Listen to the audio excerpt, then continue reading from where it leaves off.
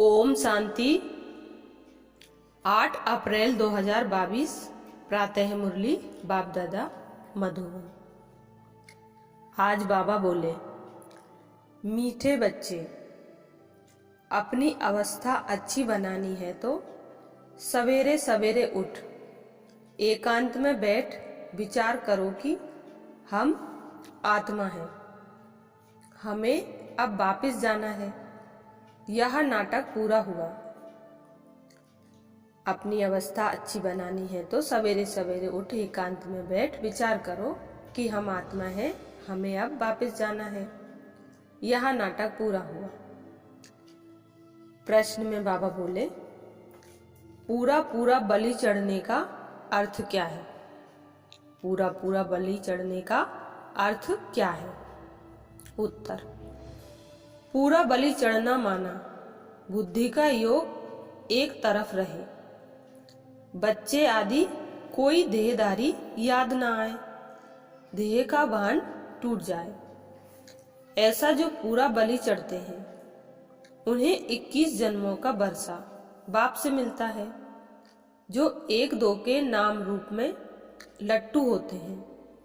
वह बाप का और अपना नाम बदनाम करते हैं। अगला प्रश्न है, बाप सभी बच्चों पर कौन सी कृपा करते हैं? बाप सभी बच्चों पर कौन सी कृपा करते हैं?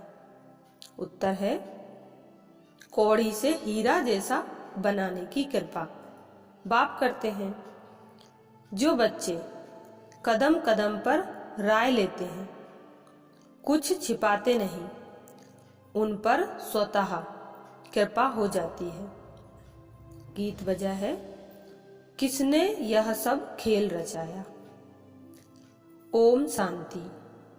जिन्होंने गीत बनाया है वह इनका अर्थ नहीं जानते हैं। तुम बच्चों को बाप ने समझाया है कि देखो तुमको कितना अच्छा बरसा दिया था जब तुमको रचा। स्वर्ग है नई रचना, दुनिया नहीं जानती कि स्वर्ग की रचना कैसे रची जाती है, फिर कैसे माया रूपी 5 विकार चढ़ जाते हैं। एक एक बात नई है, नई दुनिया के लिए। सत्युग किसको कहा जाता है यह भी नहीं जानते, तो फिर यह कैसे जानेंगे? यह नॉलेज कोई भी शास्त्र में नहीं है, स्वयं परमपिता परमात्मा ही आकर नॉलेज देते हैं, जो नॉलेज फिर प्राय लोप हो जाती है। नॉलेज से राजयोग सीख राजाई पाई, बस इसको कहा जाता है स्पिरिचुअल नॉलेज। स्पिरिचुअल कहा जाता है स्पिरिट को, अर्थात आत्मा को। सुप्रीम स्पिरिट कहेंगे बाप को। अनेक नाम दे दिया है, कहते भी हैं स्पिरिचुअल ज्ञान चाहिए। फिलॉसॉफी फिर शास्त्रों का ज्ञान हो जाता है। शास्त्र पढ़कर उनको जाना जाता है। परमपिता परमात्मा तो शास्त्र पढ़ते ही नहीं, उसको कहा जाता है नॉलेजफुल। मनुष्य समझते हैं वह अंतर्यामी है, परंतु ऐसे तो है नहीं। ड्रामानुसार जो जैसा कर्म करते हैं उनको वह फल तो मिलना ही है। बच्चों को कर्म अकर्म विकर्म की गति भी समझाते हैं। कर्म अकर्म कब होता है, फिर कर्म विकर्म कैसे बनते हैं? स्वर्ग में कोई बुरा काम होता नहीं जो विकर्म बने, क्योंकि वहां रावण राज्य ही नहीं, इसलिए कर्म अकर्म बन जाते हैं। लेप छेप तब लगता है जब विकर्म करते हैं। पाप कराने वाला है रावण। अब तुम बच्चों को बाप समझाते हैं। मनुष्य तो यहाँ नहीं जानते कि सतयुग में विकार बिगर कैसे बच्चे पैदा होते हैं। बहुत लोग कहते हैं विकार होते जरूर हैं, परंतु इतने नहीं। जैसे यहाँ भी सन्यासु गुरु लोग समझाते हैं, वर्ष में व मास में एक बार विकार में जाओ, परंतु बाप तो फट से कहते हैं बच्चे काम महाशत्रु है, उन पर पूरी जीत पानी है, संपूर्ण निर्विकारी बनना है। वहाँ रावण ही नहीं तो विकार कहाँ से आया?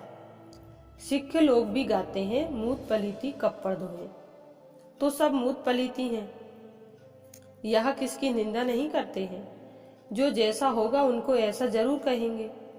चोर को चोर कहेंगे। ग्रंथ में भी बहुत समझाने लिखी हुई है। गुरु नानक ने परमपिता परमात्मा की महिमा की है। कहते हैं, जब साहेब सुखमनी। बाप कहते हैं, मुझे याद करो। जिसको आधा कल्प याद किया वह चीज अगर मिल जाए तो कितनी खुशी होनी चाहिए। परंतु खुशी भी उनको होती है जो घड़ी घड़ी अपने को आत्मा समझते हैं। आत्मा समझने से बाप के साथ लग रहे हैं। आत्मा को इस समय पता ही नहीं है कि हमारा बाप कौन है। बाप का बन बाप के ऑक्यूपेशन को ना जाना तो उनको बुद्धू कहेंगे। प्रहलाद की कथा सुनाते हैं। बदला लेने के लिए थंब से निकला, परंतु परमात्मा है कहाँ? एड्रेस का पता भी नहीं।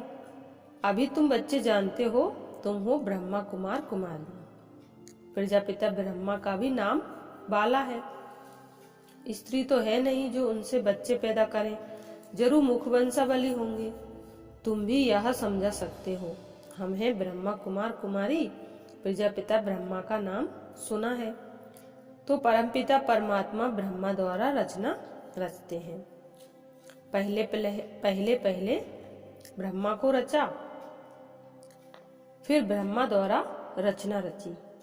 बाप समझाते हैं, देखो मेरी कितनी मुखवंशावली है। सबको वर्षा तो शिव बाबा से ही मिलता है। जिसको अडॉप्ट किया है वह तो जरूर गरीब होंगे। पहले ब्रह्मा को अडॉप्ट किया, ब्रह्मा द्वारा फिर मुखवंशावली बने। वह मुखवंशावली ब्राह्मण जिस्मानी यात्रा कराते हैं। यह ब्रह्मा मुखवंशावली रूहानी यात्रा कराते हैं। इस रूहानी यात्रा का किसको पता नहीं है। पुरुषार्थ करते हैं कि हम निर्वाण धाम जावे, तो बुद्धि की यात्रा ब्रह्म तरफ होगी। वह ब्रह्म की यात्रा हो गई।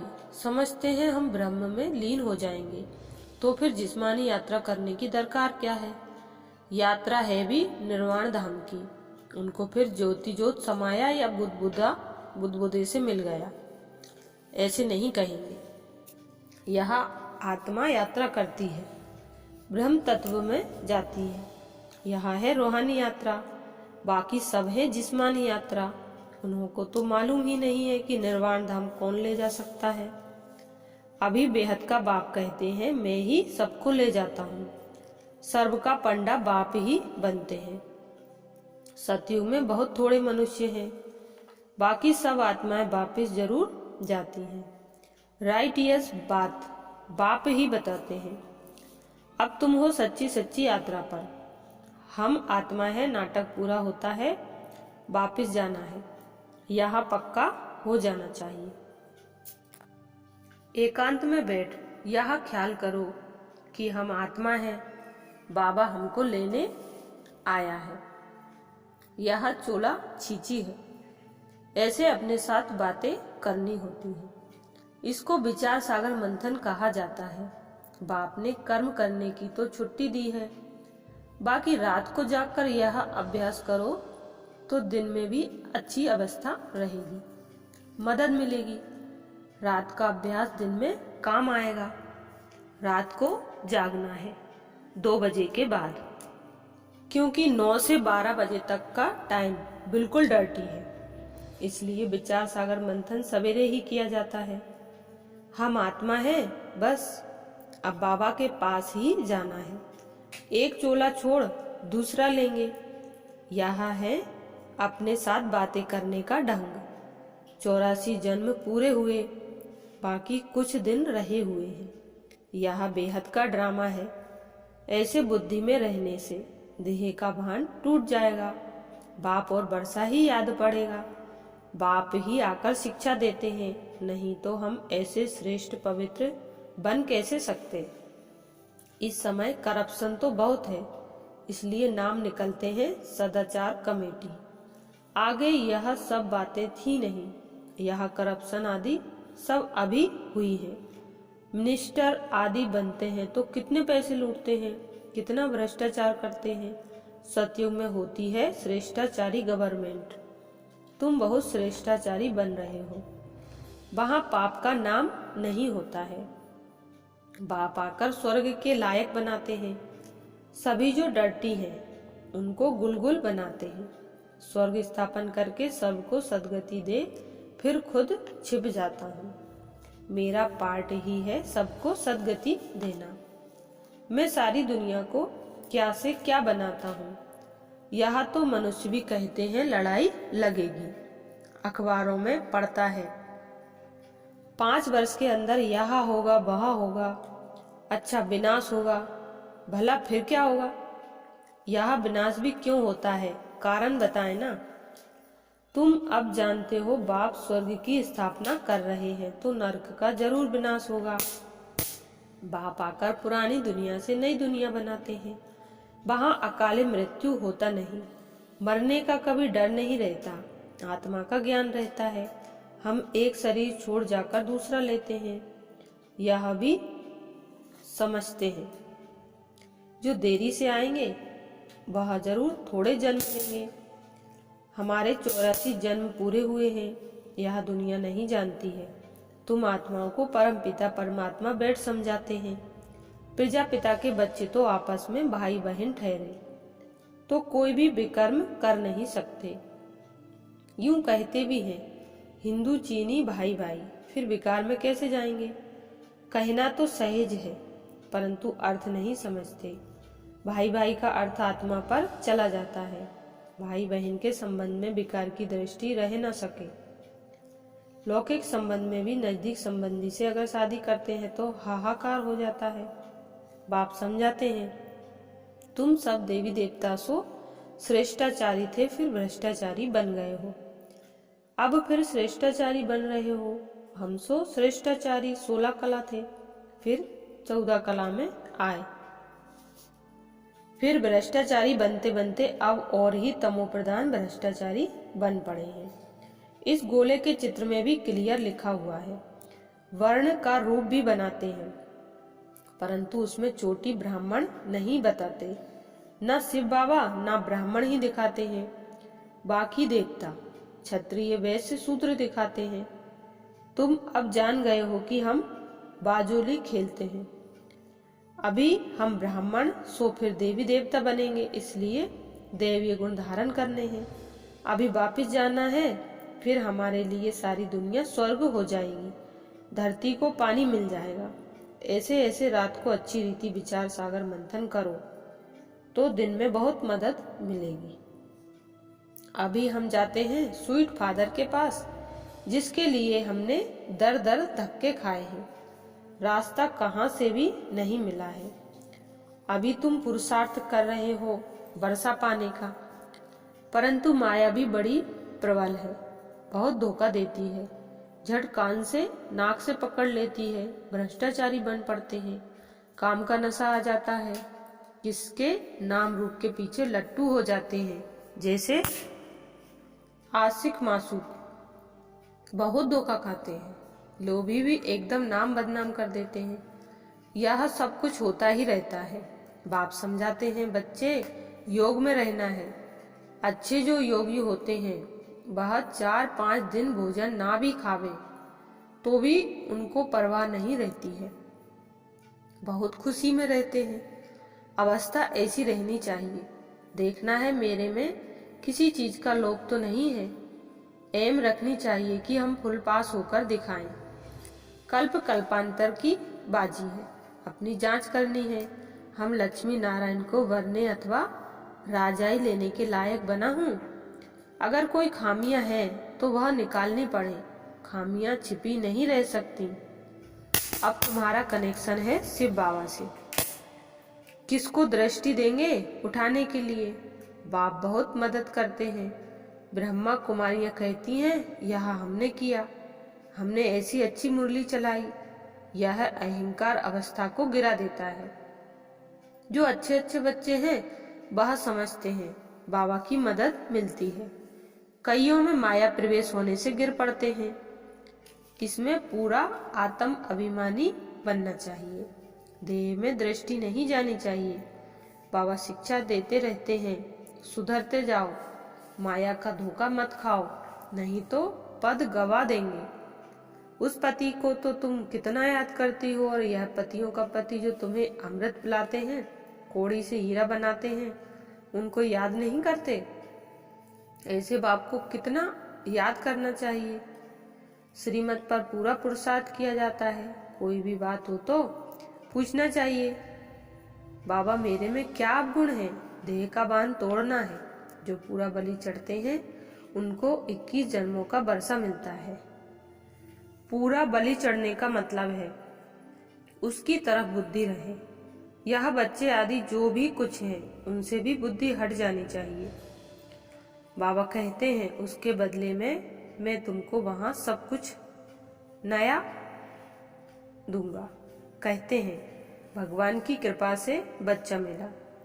अब भगवान खुद कहते हैं वह कृपा तो अल्पकाल की है, अब तो तुम्हारे पर बहुत कृपा करेंगे, तुमको कौड़ी से हीरे जैसा बना देंगे। गृहस्थ व्यवहार में रहते यह सब कुछ बाप का समझो। कदम कदम पर राय लेते रहो, बाप ही राय देंगे। कोई उल्टा काम नहीं करने देंगे, भिखारी को नहीं देने देंगे। अविनाशी सर्जन से कुछ भी छिपाना नहीं है। कदम कदम पर पूछना है। बहुत बच्चे पूछते भी हैं, लिखते भी हैं, बाबा यह विकार सताते हैं। कोई तो काला मुंह करके भी बताते नहीं, छिपाते रहते तो और ही काले होते जाएंगे। अच्छा, मीठे मीठे सीखिल दे बच्चों प्रति माता पिता बाप दादा का याद प्यार और गुड मॉर्निंग। रूहानी बाप की रूहानी बच्चों को नमस्ते। हम रूहानी बच्चों की रूहानी बाप दादा को याद प्यार, गुड मॉर्निंग और नमस्ते। धारणा के लिए मुख्य सार। पहली पॉइंट, फुल पास होने के लिए जो भी खामियां हैं, विकारों का अंश है, उसे समाप्त कर देना है। किसी भी बात का अहंकार नहीं रखना है। दूसरी पॉइंट है, दृष्टि बहुत पवित्र शुद्ध बनानी है। कभी भी किसी देहदारी के पीछे लटकना नहीं, पूरा आत्म अभिमानी बनना है। वरदान दिया बाबा ने, साइलेंस की शक्ति से बुराई को अच्छाई में बदलने वाले शुभ भावना संपन्न भव। साइलेंस की शक्ति से बुराई को अच्छाई में बदलने वाले शुभ भावना संपन्न भव। डिटेल है, जैसे साइंस के साधन से खराब माल को भी परिवर्तन कर अच्छी चीज बना देते हैं, ऐसे आप साइलेंस की शक्ति से बुरी बात व बुरे संबंध को बुराई से अच्छाई में परिवर्तन कर दो। ऐसे शुभ भावना संपन्न बन जाओ जो आपके श्रेष्ठ संकल्प से अन्य आत्माएं भी बुराई को बदल अच्छाई धारण कर लें। नॉलेजफुल के हिसाब से राइट रॉन्ग को जानना अलग बात है, लेकिन स्वयं में बुराई को बुराई के रूप में धारण करना गलत है। इसलिए बुराई को देखते जानते भी उसे अच्छाई में बदल दो। स्लोगन दिया बाबा ने, सहनशीलता का गुण धारण करो तो कठोर संस्कार भी शीतल हो जाएंगे। सहनशीलता का गुण धारण करो तो कठोर संस्कार भी शीतल हो जाएंगे। ये थे आज के साकार महावाक्य। शुक्रिया बाबा, शुक्रिया आप सभी का। ओम शांति।